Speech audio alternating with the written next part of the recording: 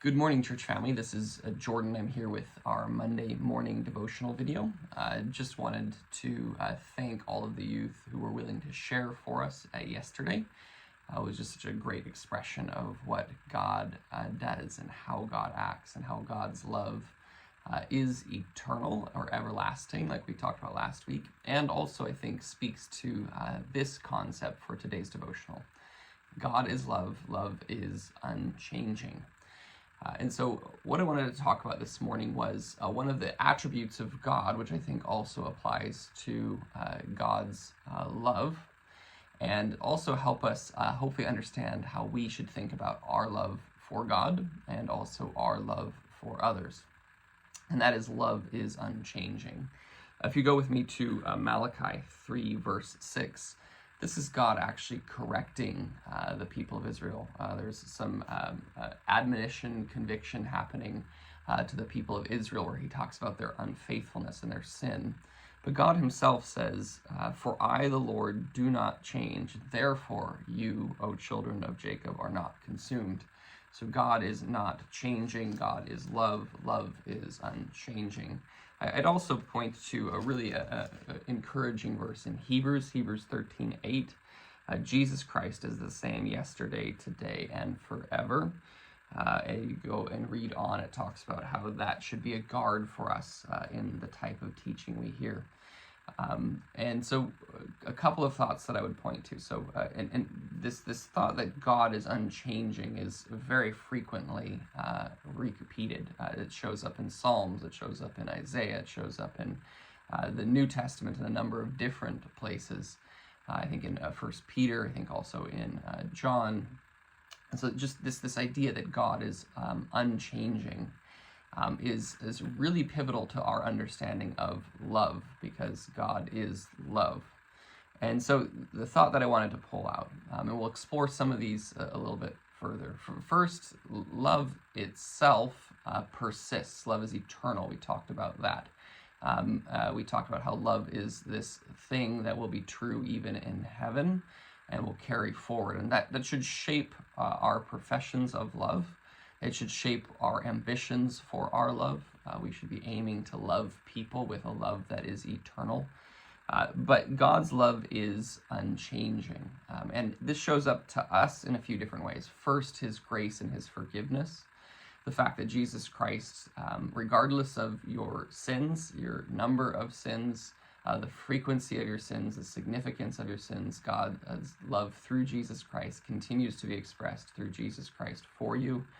Should be an amazing truth about the unchanging nature of God's love.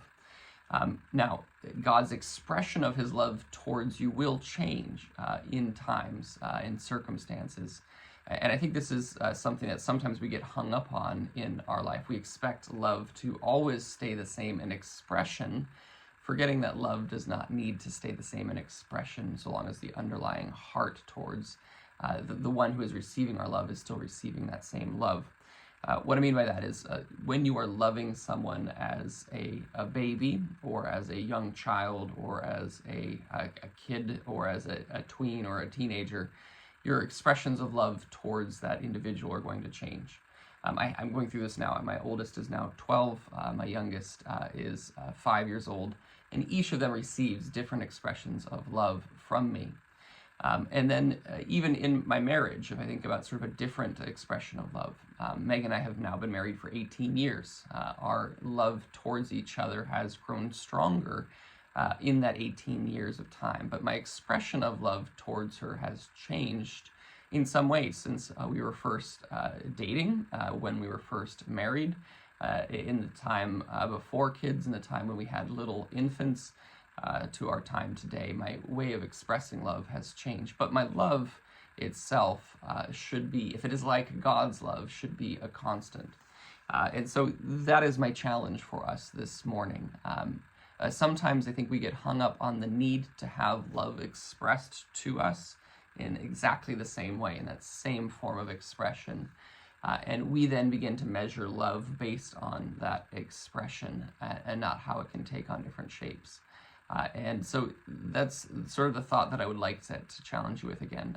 So one is there a situation in your life right now where you have measured someone's love for you and found them coming up short because of a change in expression and how it's expressed. And I would pause there and consider whether or not their love could be constant and their love could still be true, but because of a changing expression, you're changing the evaluation of their love. Maybe you were always after the expression and not necessarily the love itself, the fruit of the love, but not the love itself.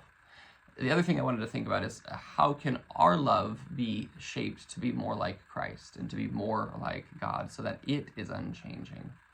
A lot of times in our lives, we make our love sort of dependent on the expressions of love back towards us. If you look at the Malachi verse that I chose out of many, again, about God's unchanging nature, it's in the middle of his pointing out the unfaithfulness and sin of the people of Israel. Jesus Christ himself is an expression of love to us that while we were still sinners, he died for us.